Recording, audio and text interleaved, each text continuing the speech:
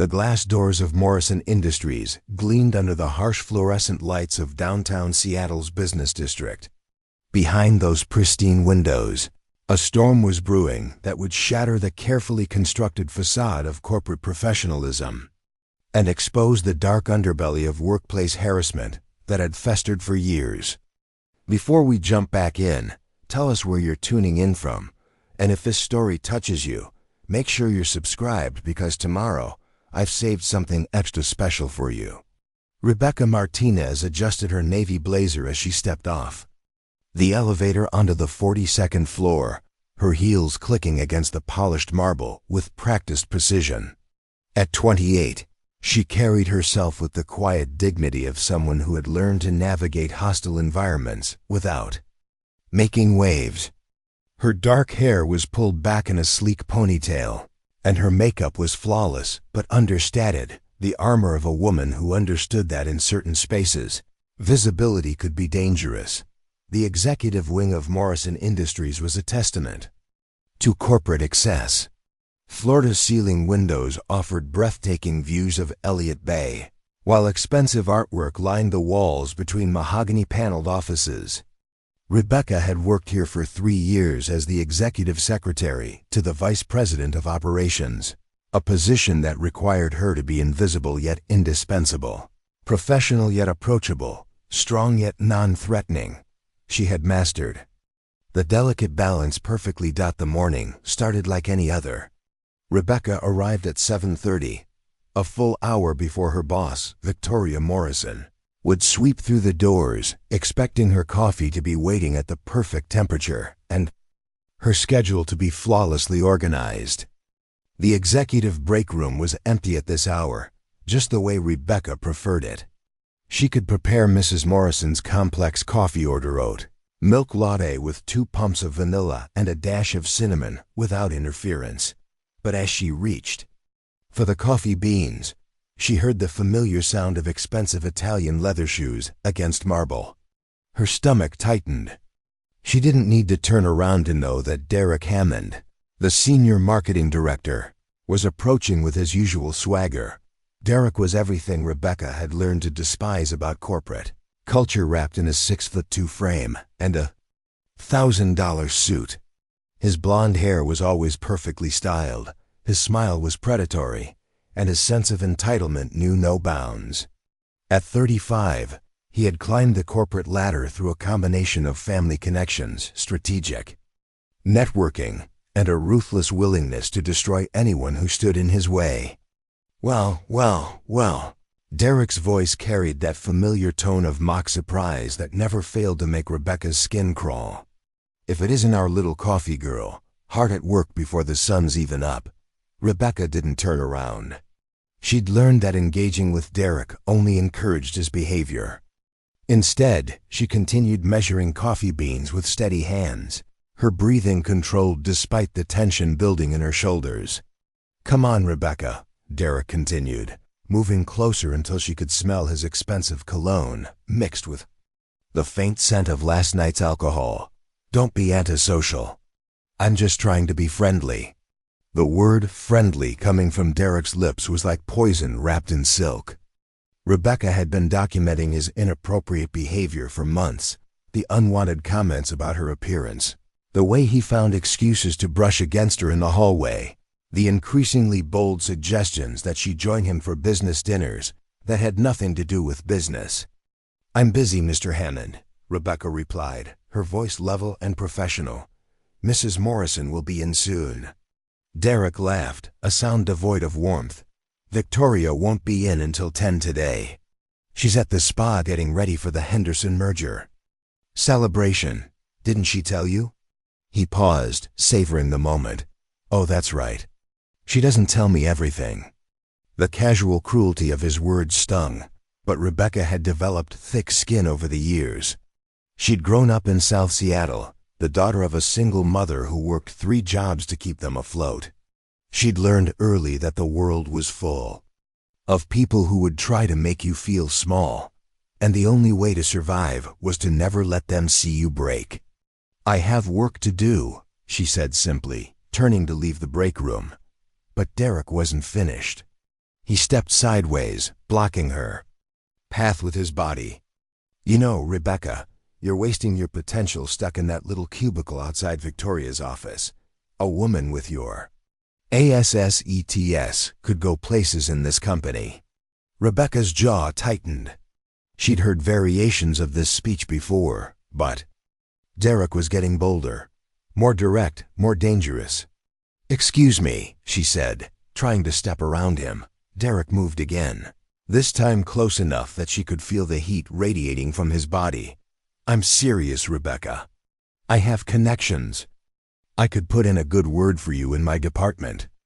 Better pay, better opportunities, better benefits." The implication hung in the air like a toxic cloud.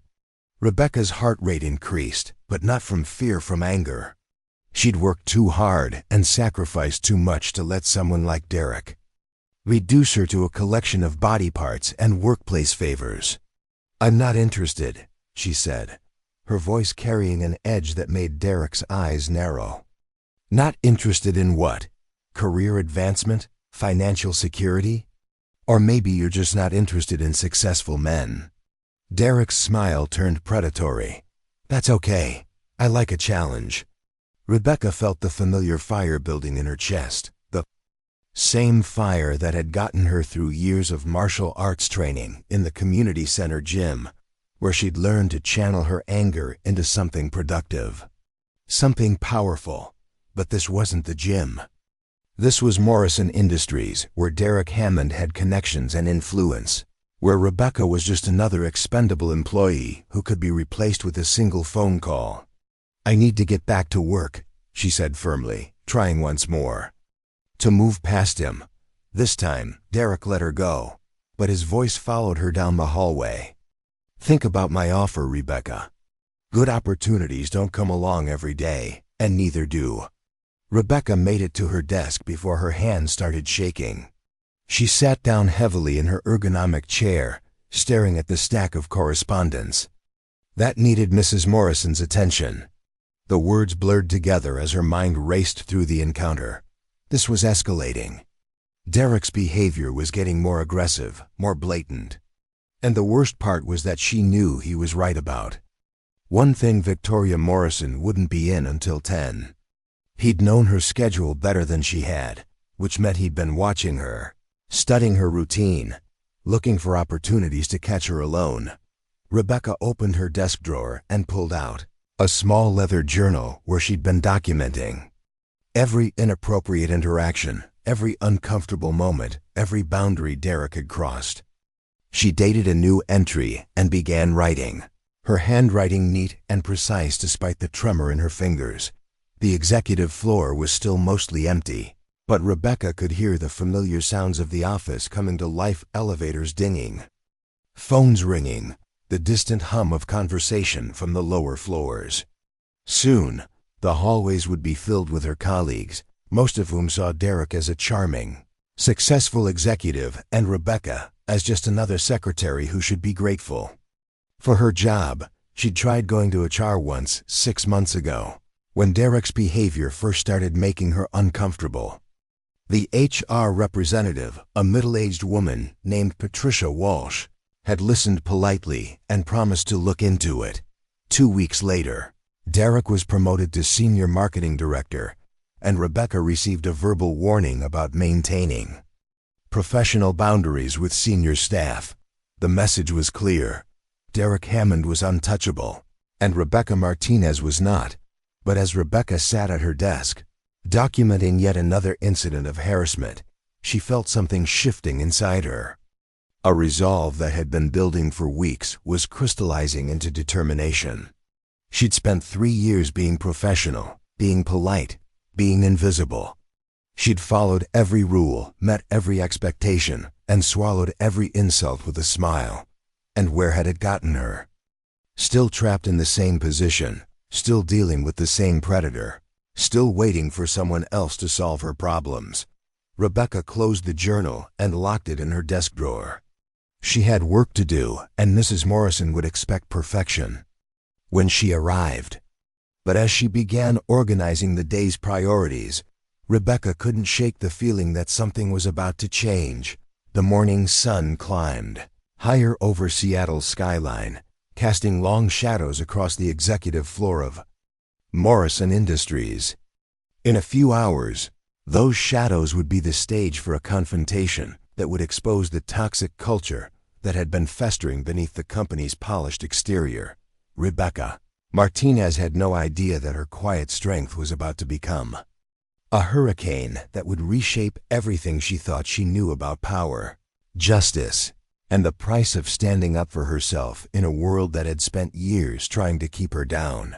The storm was coming, and it would leave nothing unchanged in its wake. The weeks following, Derek's increasingly bold advances became a psychological battlefield that Rebecca navigated with the precision of a trained soldier. Every morning brought new challenges, each more calculated and invasive than the last. Derek had apparently decided that Rebecca's professional demeanor was merely resistance to be overcome, rather than a boundary to be respected. It started with the emails. Rebecca's computer chimed with a message marked urgent from Derek's account. The subject line read, "Private meeting, confidential project discussion." Her stomach clenched as she opened it, knowing instinctively that this had nothing to do with any legitimate company business. "Rebecca, I need to discuss some confidential marketing strategies with you. My office, 3 p.m. today. This is sensitive information that requires discretion. Derek." The message was carefully crafted to sound professional while being completely inappropriate. Rebecca wasn't in marketing, had no involvement in strategy discussions, and had never been invited to confidential meetings with any department head except when taking notes for Victoria Morrison. Preparing and narrating this story took us a lot of time, so if you are enjoying it, subscribe to our channel. It means a lot to us. Now back to the story. She printed the email and added it to her growing collection of evidence, then typed a diplomatically worded response declining the meeting and suggesting he contact Mrs. Morrison if he needed administrative support. Derek's reply came within minutes, and his tone had shifted from professional to patronizing. "Rebecca, this isn't a request. As a senior director, I'm authorized to utilize administrative staff as needed. 3 p.m. Don't make this more complicated than it needs to be." The threat was subtle but unmistakable. Rebecca felt the familiar surge of anger, but this time it was accompanied by something new, a cold calculation that reminded her of the hours she'd spent in the community center's basement, learning to channel rage into focused power. She'd started training in Krav Maga when she was 16, after a terrifying encounter with a group of men who'd followed her home from her after-school job. Her mother, Maria, had scraped together the money for classes at the local community center, understanding that her daughter needed more than just advice about staying safe. The instructor, David Chun, was a former military combat trainer who'd recognized something in Rebecca's eyes, a determination that went beyond typical self-defense motivation. "Fighting isn't about anger," David had told her during one of their sessions. "It's about control. The person who can stay calm while everyone else is losing their minds, that's the person who walks away." Rebecca had thrown herself into the training with an intensity that surprised even David. She'd learned not just the physical techniques, but the mental discipline, the ability to assess threats and respond with calculated precision. By the time she graduated high school, she'd earned her black belt and had become one of David's assistant instructors. But that was a lifetime ago, in a world where physical confrontation was an acceptable response to threats. In the corporate world, the rules were different, and the weapons were reputation, influence, and economic power, all of which Derek wielded with devastating effectiveness. At 2:45 p.m., Rebecca made her way to Derek's office, armed with a notepad and a digital recorder concealed in her blazer pocket. The marketing department occupied the entire 38th floor, with Derek's corner office offering commanding views of both the city and the Sound. His assistant, a nervous young man named Kevin, barely looked up as she approached. He's expecting you, Kevin mumbled, gesturing toward the imposing oak door. Derek's office was a monument to ego and excess. The walls were lined with awards, photos of him with various celebrities and politicians, and expensive artwork that probably cost more than Rebecca's annual salary. Derek himself was seated behind a massive desk, his jacket removed and his sleeves rolled up in a calculated display of casual authority. "Rebecca, please sit down," he said, gesturing to the chair across from his desk. "I appreciate you making time for this." Rebecca remained standing, her notepad at the ready. "What project did you need to discuss, Mr. Hammond?" Derek's smile was predatory. "Actually, I wanted to talk about your future here at Morrison Industries. You've been Victoria's secretary for 3 years, and I think it's time you considered expanding your horizons." "I'm satisfied with my current position," Rebecca replied evenly. Derek stood and walked around his desk, positioning himself between Rebecca and the door. "Are you? Because from where I'm sitting, it looks like you're stuck in a dead-end job. Making what, $40,000 a year? 45? That's barely enough to live on in Seattle." Rebecca's jaw tightened. Derek had obviously researched her salary, which was invasive and completely inappropriate. More concerning was his positioning. He was now close enough that she could smell his cologne, and his body language had shifted from professional to predatory. "My salary is between me and human resources," she said, taking a step back toward the door. Derek moved with her, maintaining the uncomfortable proximity. "Come on, Rebecca. We both know HR doesn't care about people like you. You're expendable to them. But to me, you could be invaluable." The word invaluable dripped with implication. Rebecca's hand moved instinctively to her pocket, ensuring the recorder was still running. "I appreciate the offer, Mr. Hammond, but I'm not interested in changing departments." Derek's expression darkened. "You're not understanding me, Rebecca. This isn't about changing departments. This is about changing your entire trajectory. I can make things happen for you that Victoria Morrison never could. Better salary, better benefits, better opportunities." He paused, letting the words hang in the air before delivering the threat disguised as concern.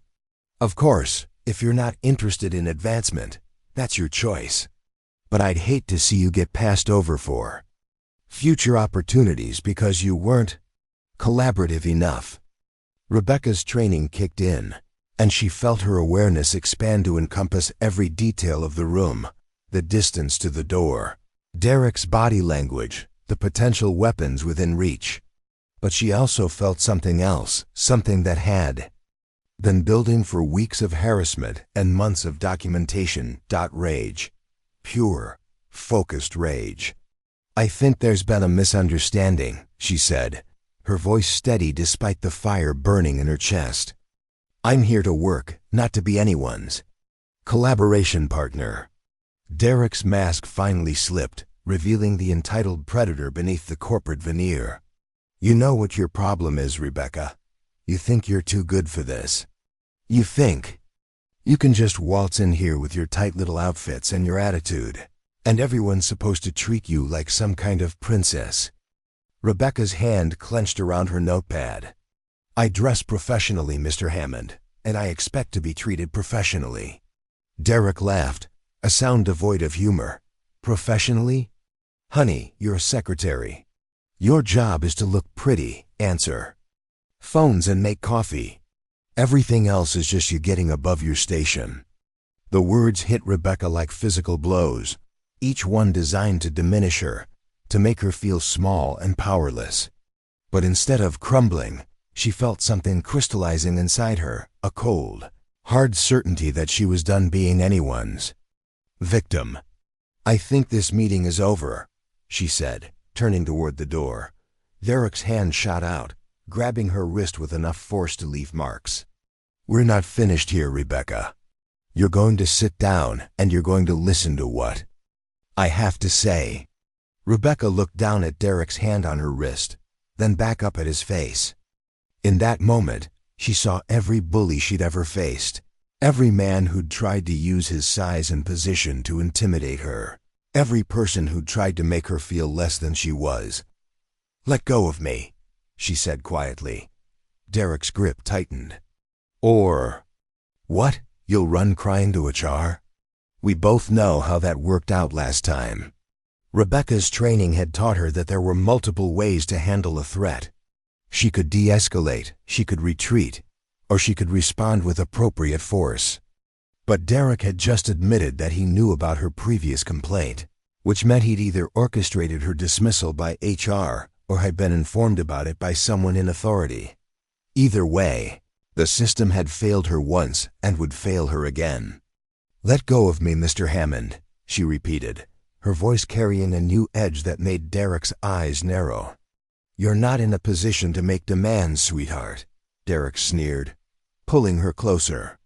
"You're going to learn that there are consequences for not playing nice." Rebecca felt the familiar calm settling over her, the same feeling she'd experienced countless times in the community center's basement.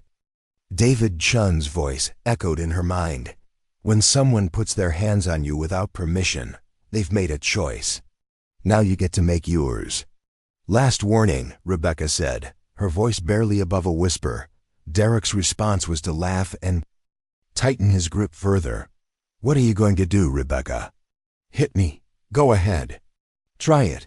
I'll have you arrested for assault and blacklisted from every company in Seattle." Rebecca looked into Derek's eyes and saw the absolute certainty of a predator who had never faced real consequences for his actions. He was so confident in his power, so secure in his position, that he couldn't imagine a scenario where his victim might actually fight back. That was about to change. Rebecca smiled, a cold expression that didn't reach her eyes. "You should have. Let go." Derek's confident smirk faltered as he registered the shift in Rebecca's demeanor. For the first time in their interactions, he was looking at someone who wasn't afraid of him, and that terrified him more than he could have imagined. What happened next unfolded in the space between heartbeats, in the razor-thin moment when years of suppressed rage met trained muscle memory. Rebecca's right hand moved with surgical precision, her thumb finding the pressure point between Derek's thumb and forefinger, while her left hand struck his wrist in a sharp, controlled motion that David Chun had drilled into her hundreds of times. Derek's grip released instantly as pain shot up his arm, but Rebecca wasn't finished. She pivoted on her left foot, using Derek's forward momentum against him as she stepped into his space and drove her elbow into his solar plexus with calculated force. Derek doubled over, gasping for air, his face turning an alarming shade of red as he struggled to breathe. "What the hell?" Derek wheezed, but Rebecca was already moving, her training taking over completely.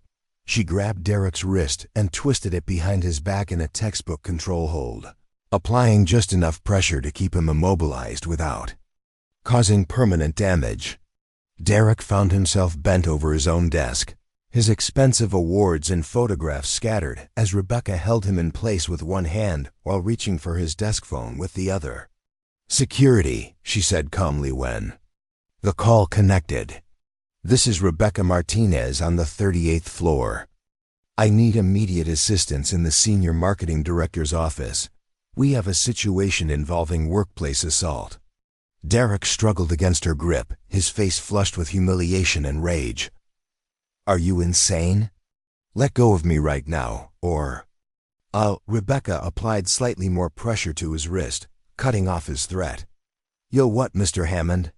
"File a complaint about how your secretary defended herself when you physically restrained her against her will." The door to Derek's office burst open, and Kevin, Derek's assistant, stumbled in with his mouth agape. Behind him came two security guards, Marcus Johnson, a former police officer with 20 years of experience, and Sarah Chun, a compact woman with military bearing who Rebecca had always respected for her no-nonsense professionalism. "What's going on here?" Marcus demanded, his hand instinctively moving to his radio. Rebecca released Derek's wrist and stepped back, her breathing controlled despite the adrenaline coursing through her system. Derek immediately straightened, his hair disheveled and his face contorted with fury, but notably lacking any visible injuries. "This woman assaulted me," Derek shouted, pointing an accusatory finger at Rebecca. "She attacked me in my own office. I want her arrested immediately." Sarah Chun looked between Derek and Rebecca, her trained eye taking in the scene.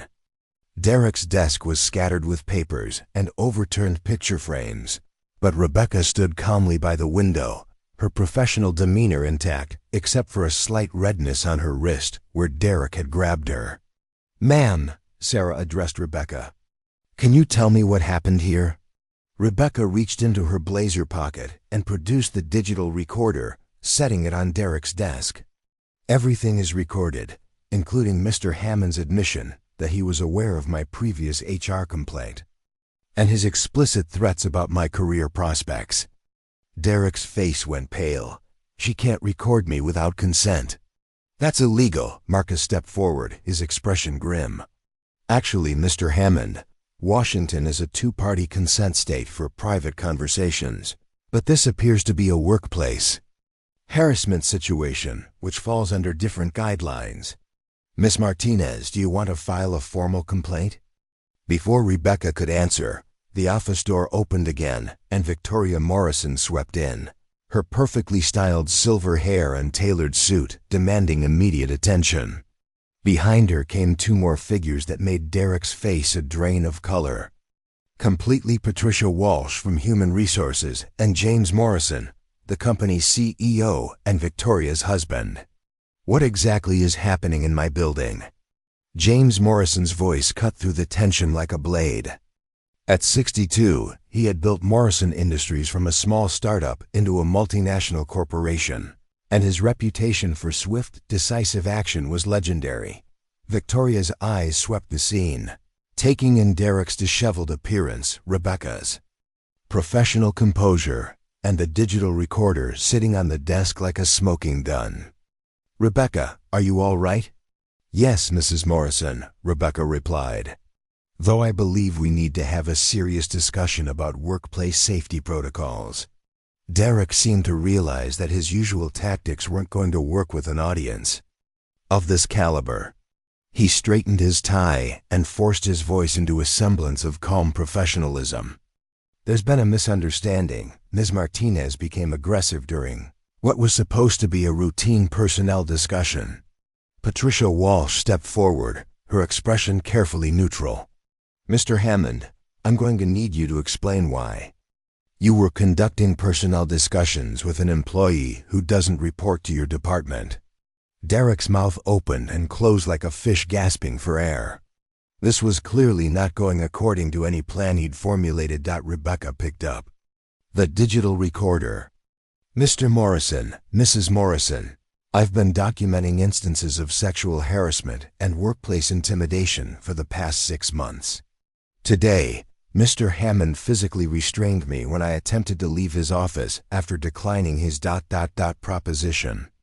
She pressed play on the recorder, and Derek's voice filled the room with crystal clarity. "You're not in a position to make demands, sweetheart. You're going to learn that there are consequences for not playing nice." The silence that followed was deafening. James Morrison's face darkened with each word, while Victoria's expression shifted from concern to cold fury. Patricia Walsh was frantically scribbling notes, and both security guards had positioned themselves between Derek and the door. "There's more," Rebecca continued, her voice steady. "Mr. Hammond has been escalating his behavior for months, including inappropriate comments about my appearance, unwanted physical contact, and explicit quid pro quo offers linking career advancement to personal favors." Derek's composure finally cracked completely. "This is ridiculous. She's a secretary. She's nobody. You're going to take her word over mine?" The words hung in the air like a toxic cloud, and Rebecca saw the exact moment when Derek realized he'd just destroyed himself. James Morrison's expression shifted from anger to disgust, while Victoria looked like she wanted to physically remove Derek from the building herself. "Mr. Hammond," James Morrison's voice was ice cold, You've just admitted to viewing sexual harassment as acceptable behavior because of your victim's job title. Sarah, please escort Mr. Hammond to his office to collect his personal belongings. Marcus, call our legal department and inform them that we'll be conducting a full investigation. Derek's face cycled through several emotions: disbelief, rage, and finally, desperate panic. You can't do this. I have contracts. I have connections. My father sits on the board of directors for 3 companies that do business with Morrison Industries. Had connections, Victoria corrected coolly. Past tense. Security, please remove Mr. Hammond from the premises. As Sarah and Marcus moved to flank Derek, he made one last desperate attempt to regain control. He turned to Rebecca, his face twisted with venomous hatred. You have no idea what you've done, he snarled. You think this is over? You think you've won? I will destroy you. I will make sure you never work in this city again. I will. Derek's threat was cut short as Rebecca stepped forward, her movement so fluid and controlled that it stopped everyone in the room. She didn't touch Derek, didn't threaten him, but something in her posture, the perfect balance, the relaxed readiness of someone who had been training for situations exactly like this one, made Derek take an involuntary step backward. Mr. Hammond, Rebecca said quietly, you've already done your worst. You've spent months trying to make me feel powerless, trying to convince me that I was nothing more than what you decided I was worth. But here's what you never understood. Was never the victim in this scenario. I was documenting evidence, building a case, and waiting for you to give me enough rope to hang yourself with. She gestured to the recorder, to the security guards, to the assembled executives who had witnessed Derek's complete meltdown. Congratulations, you just did. Derek was escorted from the building 20 minutes later, his access cards deactivated and his company car keys confiscated. As the elevator doors closed on his pale, shocked face, Rebecca felt a strange mixture of satisfaction and exhaustion wash over her. But as she sat in the conference room, giving her statement to Patricia Walsh while James and Victoria Morrison observed, Rebecca couldn't shake the feeling that Derek's parting threat had been more than just empty bluster. Men like Derek Hammond didn't simply disappear quietly into the night.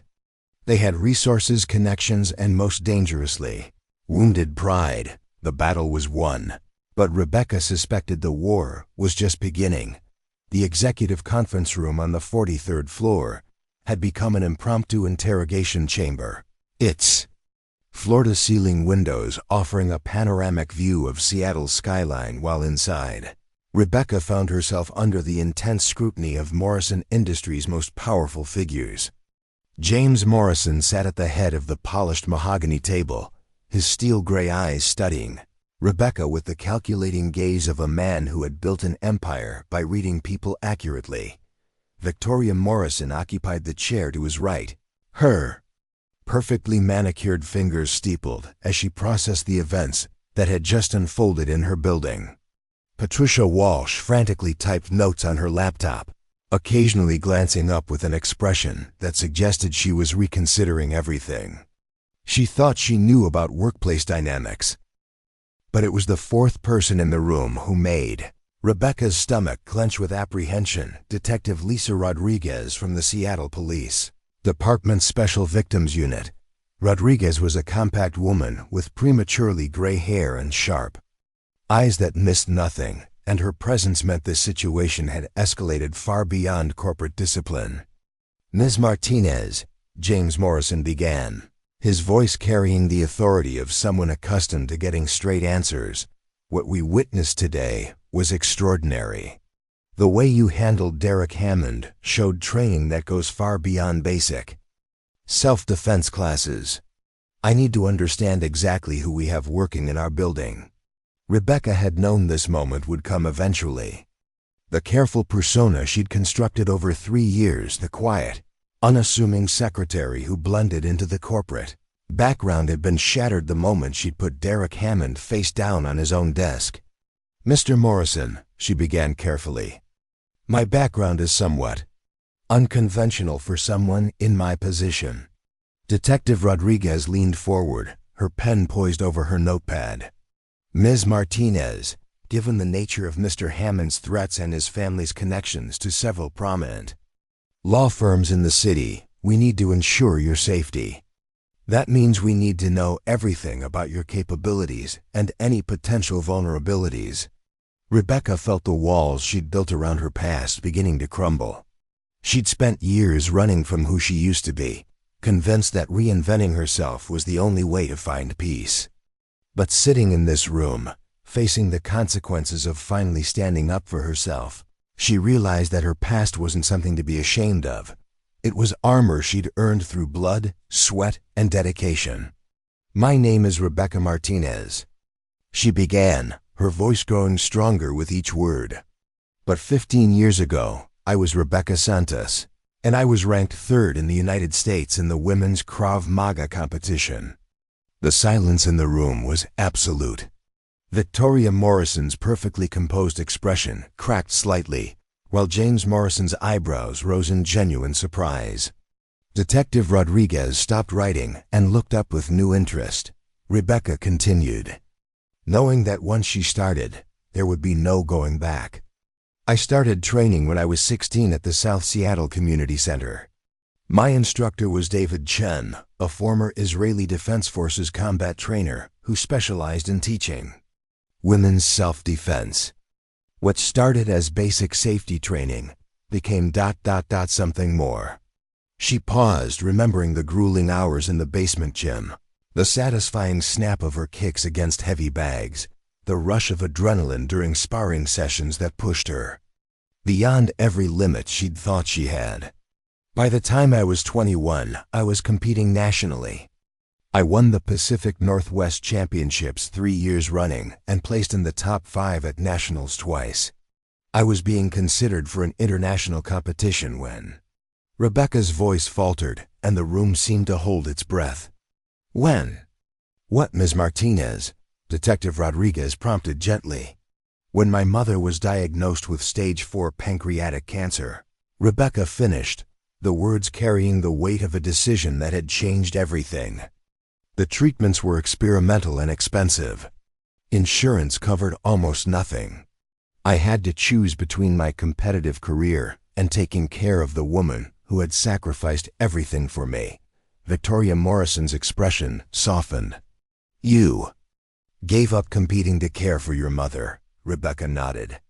I took 3 jobs: morning shift at a coffee shop, afternoon receptionist work at a medical clinic, and weekend inventory at a warehouse.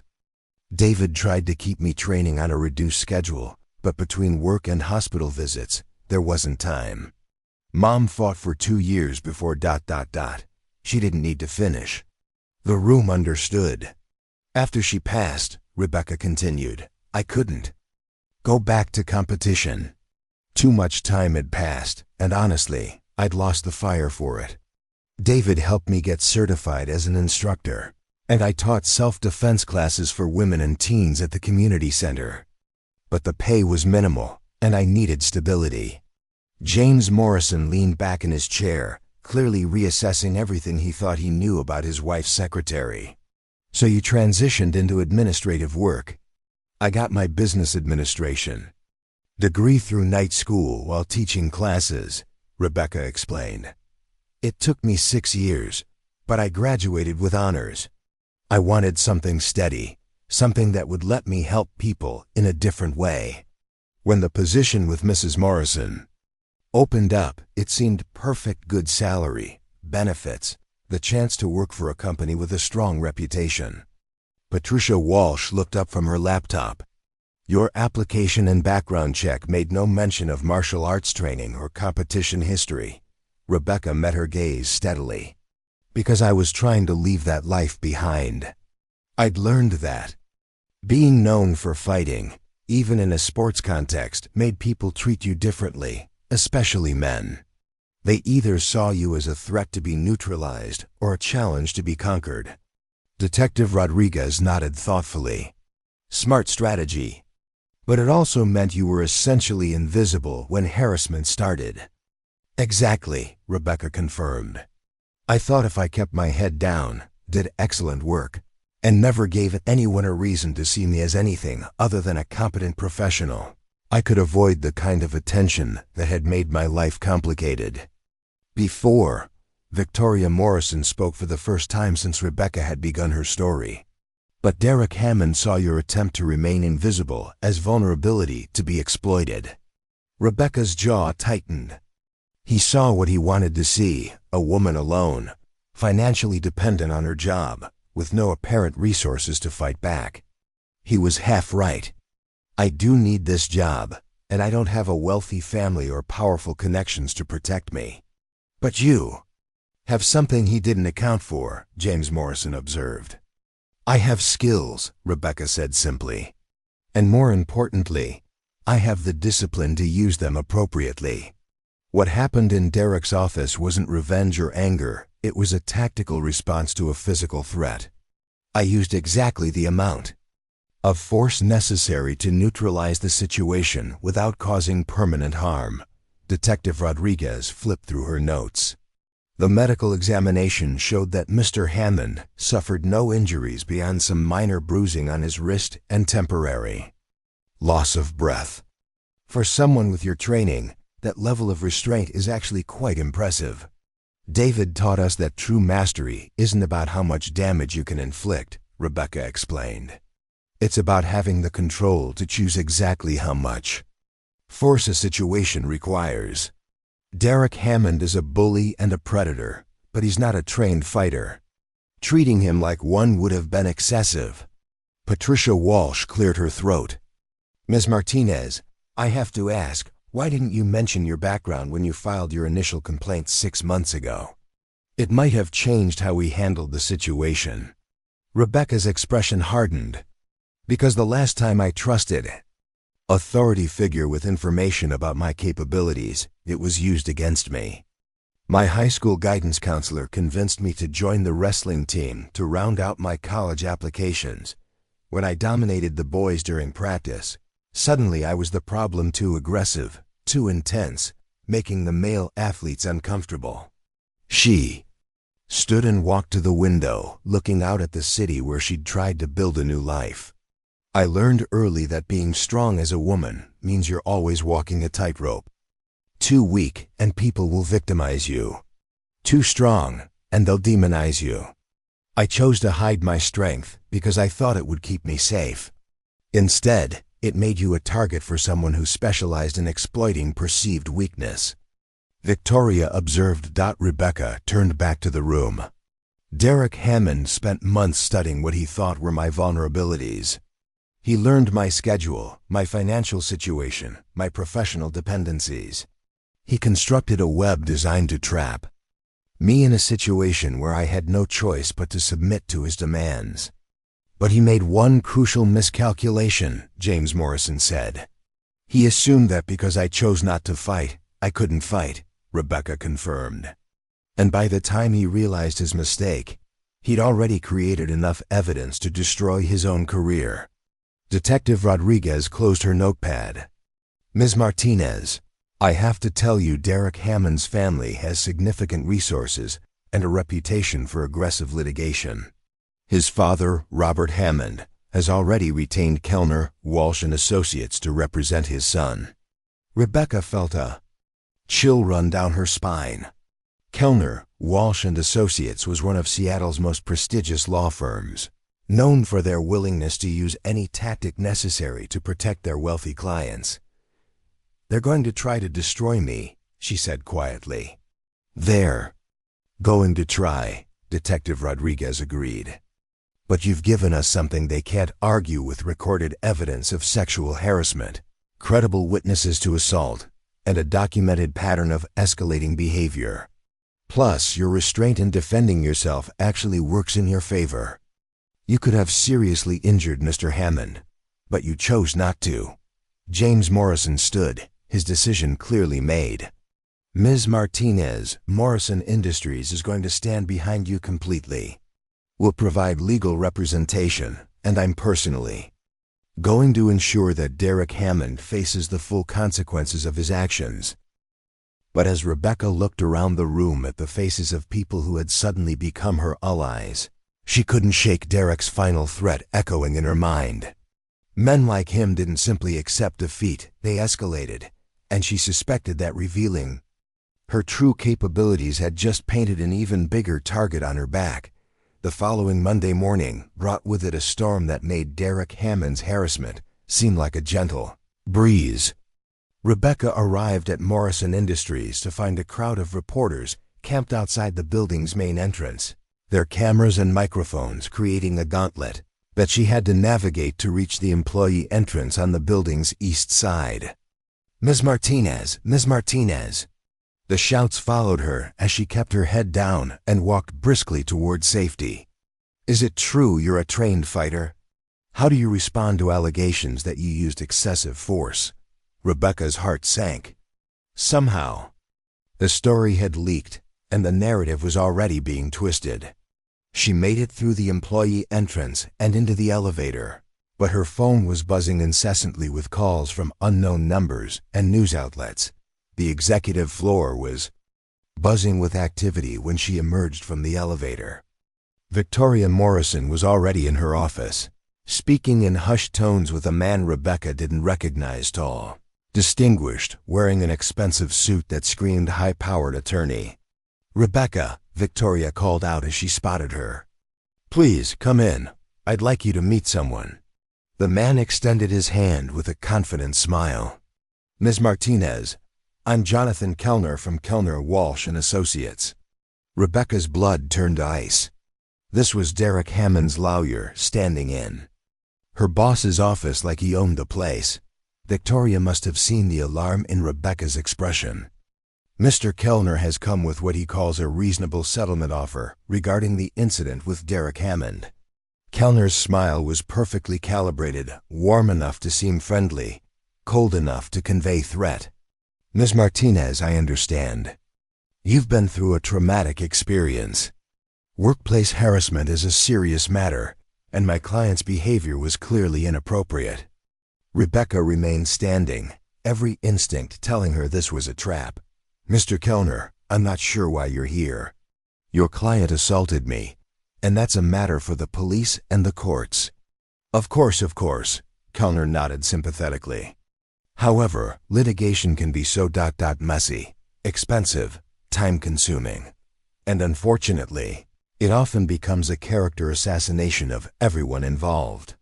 The threat was subtle but unmistakable. Victoria Morrison's expression darkened.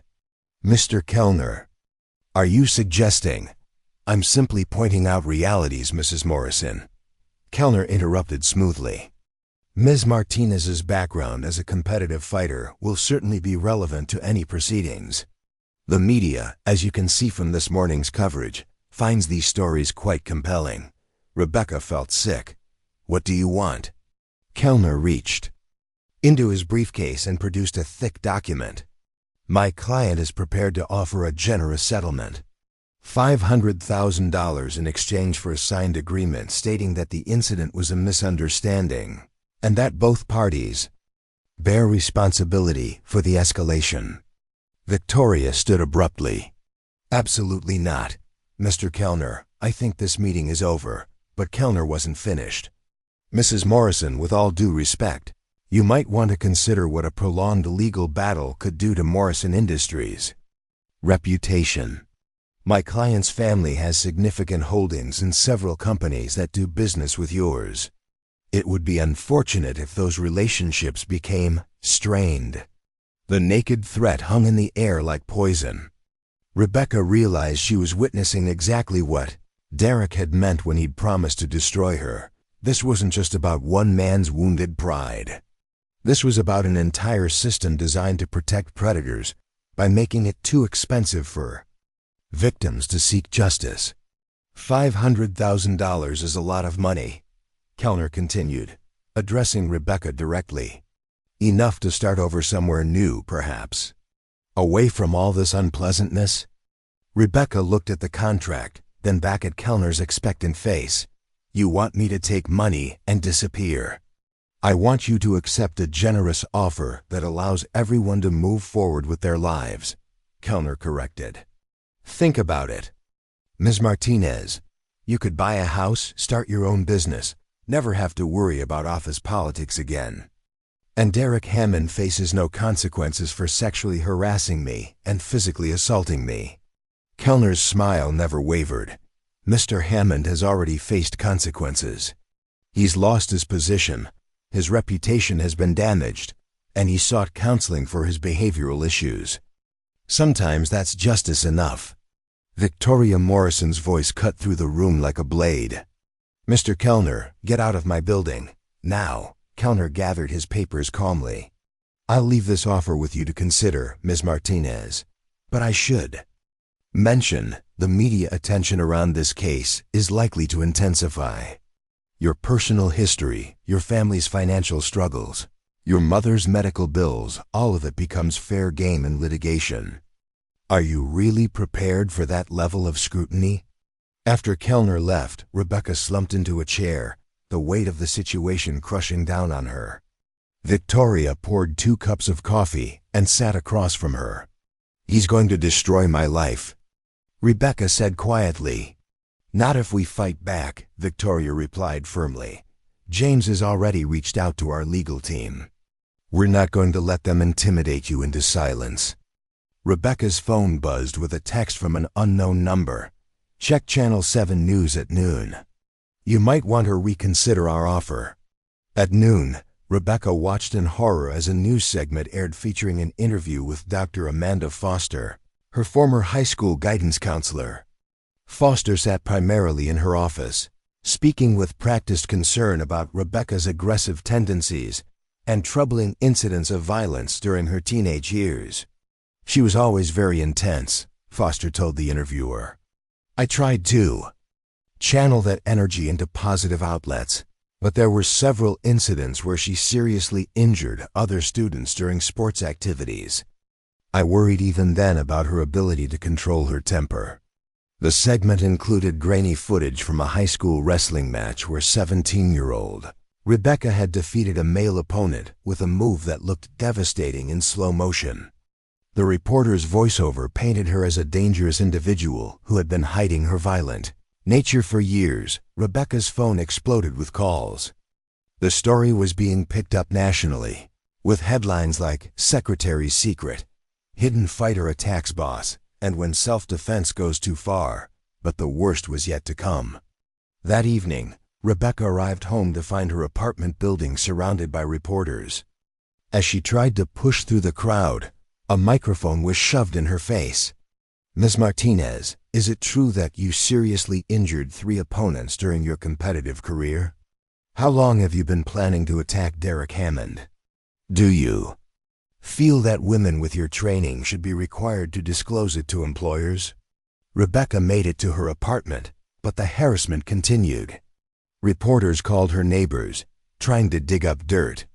Someone had obtained her mother's medical records and was questioning whether the cancer treatments had really been as expensive as claimed. The next morning brought even worse news. Victoria Morrison called an emergency meeting to inform Rebecca that 2 major Morrison Industries clients had expressed concerns about the company's liability issues regarding employees with violent backgrounds. James is fighting for you, Victoria assured her, but the board is getting nervous. Kellner's people are very good at applying pressure. Rebecca sat in her apartment that night, staring at Kellner's settlement offer. $500,000. To disappear, to let Derek Hammond escape consequences, to validate every victim's fear that fighting back would only make things worse. Her phone rang, and she saw a number she hadn't expected, David Chun, her old Krav Maga instructor. Rebecca. His familiar voice was warm but concerned. I saw the news. How are you holding up? I don't know, David, she admitted. They're making me look like a monster. Like I attacked an innocent man. Listen to me carefully, David said. I've been getting calls from reporters, but I haven't talked to any of them yet. Before I do, I need to know, are you going to fight this, or are you going to let them win? Rebecca looked out her window at the city lights, thinking about all the women who would face harassment in offices across the country tomorrow. How many of them would stay silent because they'd seen what happened to Rebecca Martinez when she dared to fight back? "I'm going to fight," she said quietly. "Good," David replied, "because I have some information about Derek Hammond that his expensive lawyers don't know I have. And I think it's time the world learned who the real monster is in this story." Rebecca felt something shift inside her chest, not the cold rage she'd felt in Derek's office, but something warmer and more powerful. Hope. The battle for her reputation was far from over. But she was no longer fighting alone. David Shunn arrived at Morrison Industries the next morning carrying a weathered duffel bag and wearing the same determined expression Rebecca remembered from their most intense training sessions at 65. His hair was completely gray now, but his movements still carried the fluid precision of a master martial artist. "You look terrible," he said bluntly as Rebecca met him in the lobby. "Thanks, David.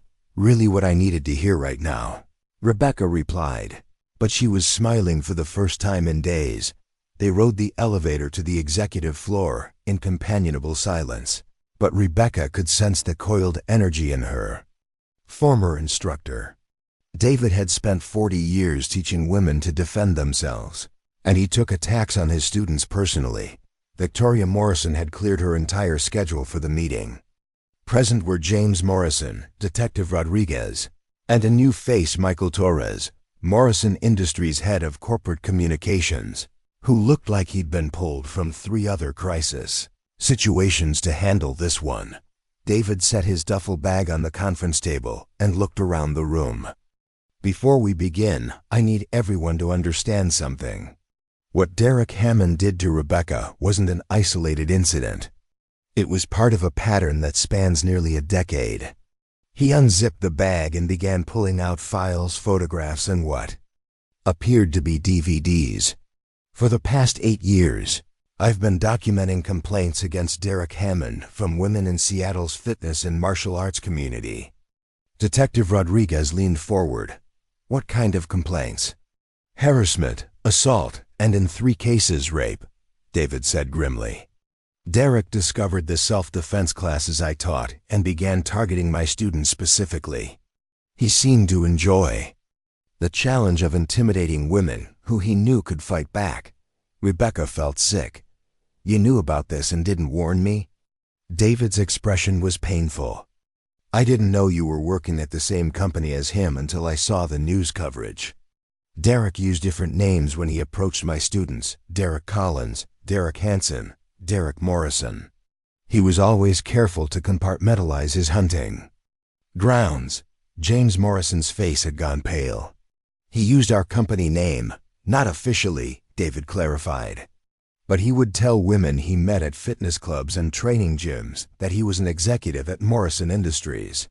It gave him credibility, made him seem safe and successful." David opened one of the files and spread photographs across the table. "Sarah Kim, 24, a nursing student who took my Tuesday evening classes. Derek followed her home from the gym and cornered her in her apartment parking garage. When she tried to use the techniques I'd taught her, he overpowered her and sexually assaulted her." Victoria Morrison covered her mouth in horror. David continued, his voice steady but filled with controlled fury. "Maria Santos, 27, a teacher who attended weekend workshops. Derek approached her at a coffee shop near the gym, claiming to be impressed by her fighting spirit. He drugged her drink during their first date and assaulted her in his apartment." "Why didn't these women come forward?" Detective Rodriguez asked. David's smile was bitter. "They did. Sarah filed a police report, but Derek's lawyer, the same Jonathan Kellner, convinced her that no one would believe she couldn't defend herself given her training. Maria tried to press charges, but Derek had video surveillance of her drinking alcohol voluntarily, and Kellner argued she was too intoxicated to accurately remember consent." Rebecca felt rage building in her chest, but this time it was clean and focused. "He's been doing this for years." 8 women total, David confirmed. "All students of mine or other local self-defense instructors. all told by expensive lawyers that their training made them less credible as victims, not more. Michael Torres had been frantically taking notes. This changes everything. We're not just dealing with workplace harassment, we're dealing with a serial predator who specifically targeted women with combat training. Detective Rodriguez was studying the files. "Mr. Chun, why didn't you bring this information to the police earlier?" David's shoulders sagged slightly. Because individually, each case seemed hopeless. The women were discouraged by lawyers and investigators who suggested that if they really knew how to fight, they would have fought back more effectively. But when I saw what happened with Rebecca, how she defended herself with perfect control and still got attacked in the media, I realized this was bigger than individual cases. James Morrison stood and walked to the window. "Derek Hammond has been using our company's reputation to facilitate sexual assault. And when one of his victims finally fought back effectively, his family's resources were being used to silence her." "There's more," David said, pulling out a laptop. "Two of the women Derek assaulted agreed to let me record their stories, knowing they might be used to help other victims. And I have something else, security footage from the gym where Derek first encountered 3 of his victims." David opened the laptop and turned it so everyone could see the screen. The footage showed Derek Hammond lurking near the women's self-defense classes, filming participants with his phone and making notes about individual women. He was studying them, Rebecca realized. Learning their routines, their techniques, their vulnerabilities. "Exactly," David confirmed. "Derek Hammond isn't just a workplace harasser who got carried away. He's a predator who developed a specific methodology for targeting women who should have been able to defend themselves." Victoria Morrison had been silent throughout David's presentation, but now she spoke with deadly calm. "Mr. Torres, I want you to coordinate with our legal team immediately. We're going to hold a press conference this afternoon." "Ma'am," Torres replied carefully, "are you sure that's wise? The media attention has been quite negative. The media attention has been based on lies." Victoria cut him off. "We're going to tell the truth." Detective Rodriguez was studying the security footage. "Mr. Chun, I'm going to need copies of everything you've brought today. This evidence could be crucial for reopening several cases." "There's one more thing," David said, pulling a final folder from his bag. Derek's pattern included taking trophies from his victims, jewelry, photos, personal items. 3 months ago, Sarah Kim called me in tears. She'd seen Derek at a restaurant downtown, and he was wearing her grandmother's ring. Rebecca's blood ran cold. He kept souvenirs. "If we can get a search warrant for Derek's apartment," Detective Rodriguez said slowly, "and if we find items belonging to his victims, it becomes a pattern of premeditated assault rather than isolated incidents," James Morrison finished. Press conference that afternoon was unlike anything Seattle's media had seen. Victoria Morrison stood at the podium, flanked by James Morrison, Detective Rodriguez, and Rebecca, with David Chin's evidence displayed on screens behind them. "Derek Hammond is not the victim in this story," Victoria began, her voice carrying across the packed auditorium. "For 8 years, he has used Morrison Industries' reputation to facilitate a pattern of sexual assault targeting women in Seattle's self-defense community." The room erupted in questions, but Victoria continued. "Rebecca Martinez is not a dangerous woman who attacked an innocent man. She is a survivor who finally had the training and courage to stop a predator." Michael Torres began distributing copies of David's evidence to the assembled reporters, while Detective Rodriguez announced that the Seattle Police Department was reopening multiple assault cases in light of new evidence. But the moment that changed everything came when Rebecca stepped to the microphone. "My name is Rebecca Martinez," she said, her voice steady and strong.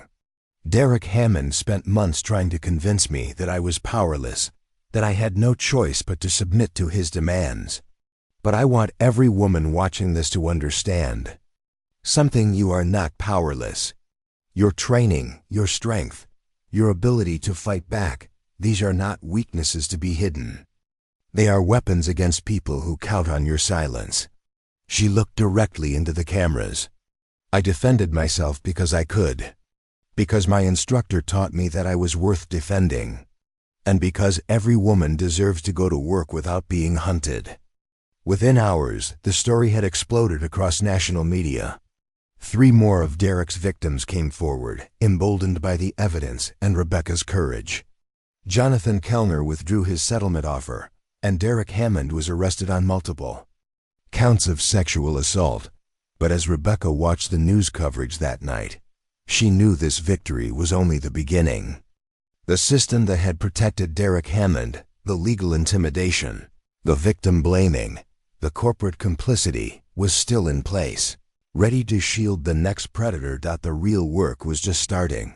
6 months after Derek Hammond's arrest, Rebecca Martinez stood in the sleek conference room of the newly established Morrison Foundation for Workplace Safety, watching Seattle's skyline through floor-to-ceiling windows that now felt like symbols of transparency rather than barriers to the truth.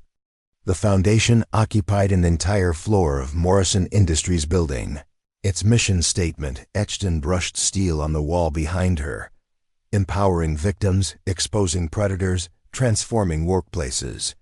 The transformation hadn't come easily.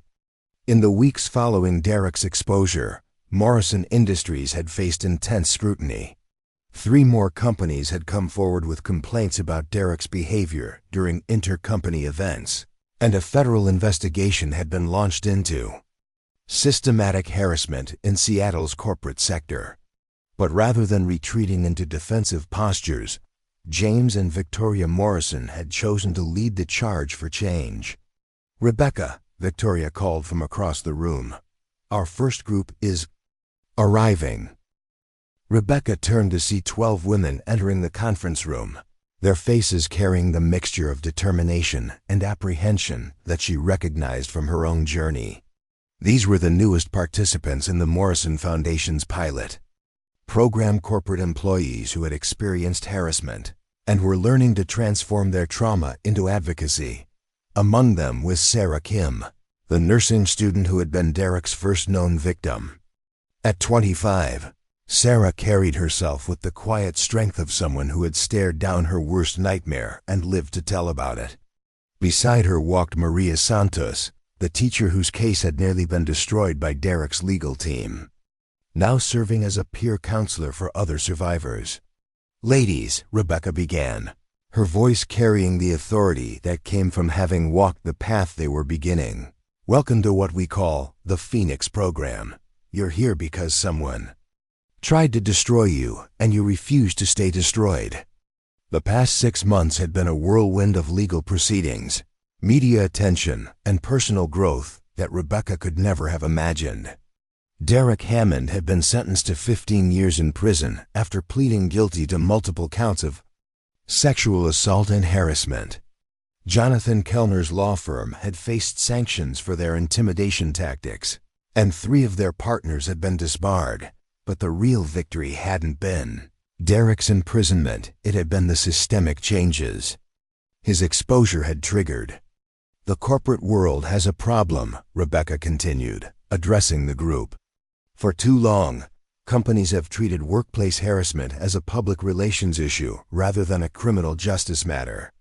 They've been more concerned with protecting their image than protecting their employees." She gestured to a wall display showing statistics that would have shocked her a year ago. 43% of women in corporate environments report experiencing sexual harassment. Less than 12% file formal complaints. And of those who do, 67% face retaliation within 6 months. Sarah Kim raised her hand. "How do we change numbers like that?" Rebecca smiled, remembering asking David Chen the same question years ago. "We start by changing the narrative." For decades, the story has been about victims who were too weak to fight back or too damaged to be believed. We're going to tell a different story. The Foundation's approach was revolutionary in its simplicity. Rather than treating harassment as an HR problem to be managed, they treated it as a pattern of criminal behavior to be exposed and prosecuted. They provided legal support, media training, and most importantly, a network of survivors who understood the unique challenges of fighting back against institutional power. "Rebecca," said Amanda Chen, a software engineer whose case against her supervisor had inspired 3 other women to come forward. "What about the fear? I'm still terrified that speaking out will destroy my career." Rebecca understood that fear intimately. "Amanda, 6 months ago, I was convinced that revealing my background would make me unemployable. Instead, it made me unsilenceable. There's a difference." The truth was that Rebecca's professional life had transformed completely. Victoria Morrison had promoted her to Director of Workplace Safety, a newly created position that made her one of the most senior executives in the company. More importantly, she'd become the face of a movement that was spreading beyond Seattle to corporate offices across the country. "Let me show you something," Rebecca said, pulling up a presentation on the room's smart display. "These are the companies that have implemented our safety protocols in the past 6 months. The list was impressive: 43 corporations ranging from tech giants to manufacturing companies had adopted the Morrison Foundation's comprehensive approach to harassment prevention. The protocol included mandatory bystander intervention training, independent reporting systems, and most controversially, automatic criminal referrals for any incident involving physical assault or credible threats. The old system was designed to protect the company," Rebecca explained. "Our system is designed to protect the people who work for the company. It's not a subtle difference." Maria Santos spoke up from the back of the room. "What about the pushback? I've heard some companies are calling this persecution of successful men." Rebecca's expression hardened. "Maria, successful men don't need to harass women to feel powerful. Predators do. And if our protocols make predators uncomfortable working in corporate environments, then they're working exactly as intended." The session continued for 2 more hours, covering everything from legal rights to media strategy to the psychological tools needed to transform victimhood into advocacy.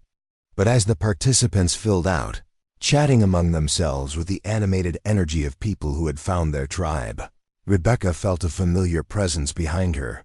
David Chun had been watching from the doorway, his weathered face showing the pride of an instructor whose student had surpassed every expectation. "Not bad for someone who used to hide in the background," he said with a slight smile. Rebecca hugged her former teacher, feeling the strength in his still powerful frame. "I learned from the best. But David, I need to tell you something." His expression grew serious. "What is it?" Rebecca walked to the window, looking out at the city where her life had been shattered and rebuilt. "I got a call this morning from the Federal Bureau of Investigation. They want me to consult on a task force investigating corporate harassment networks." David's eyebrows rose. "National level?" "International," Rebecca confirmed. "Apparently, Derek's case has exposed connections to similar operations in New York, Los Angeles, and London. Companies are being used as hunting grounds by organized groups of predators who share information and tactics." The scope of what they'd uncovered was staggering. Derek Hammond hadn't been an isolated case. He'd been part of a network of wealthy, connected men who treated corporate environments like their personal hunting preserves. The FBI's investigation had revealed encrypted communications, shared victim databases, and coordinated legal strategies designed to silence anyone who fought back. "They want you to help expose the whole network," David said. It wasn't a question. Rebecca nodded. "It means traveling, testifying, probably making enemies of some very powerful people." The agents were very clear about the risks. David studied her face carefully. "And?" Rebecca turned back to face the conference room where 12 women had just learned that their trauma could become their power, where survivors were being transformed into advocates, where the story of victimization was being rewritten as a story of justice. "And I'm going to do it," she said simply. Because this isn't just about Derek Hammond anymore. It's about every woman who's been told she's too weak to fight back and every woman who's been told she's too strong to be believed. David smiled, the expression of a teacher whose greatest lesson had been learned perfectly. Your mother would be proud. Rebecca felt tears threaten for the first time in months, but they were tears of determination rather than grief. She taught me that strength without purpose is just violence, but purpose without strength is just hope. She looked out at Seattle's skyline one more time, then gathered her materials. Tomorrow she would begin the most important fight of her life, not against one predator in one office, but against a system that had protected predators for generations. David, she said as they walked toward the elevator, remember when you taught me that the most dangerous opponent is the one who has nothing left to lose? I remember. Rebecca smiled, and for the first time in her life, it was the smile of someone who had everything to gain. Well, now I know what it feels like to be the one they should be afraid of. The elevator doors closed, carrying them down toward a world that was about to discover that Rebecca Martinez was just getting started. The quiet secretary who had hidden her strength was gone forever, replaced by a warrior who understood that the greatest victory wasn't defeating your enemies, it was making sure they could never hurt anyone else. The real fight was just beginning. And Rebecca had never been more ready. Up next, you've got 2 more standout stories right on your screen. If this one hits the mark, you won't want to pass these up. Just click and check them out. And don't forget to subscribe and turn on the notification bell so you don't miss any upload from us.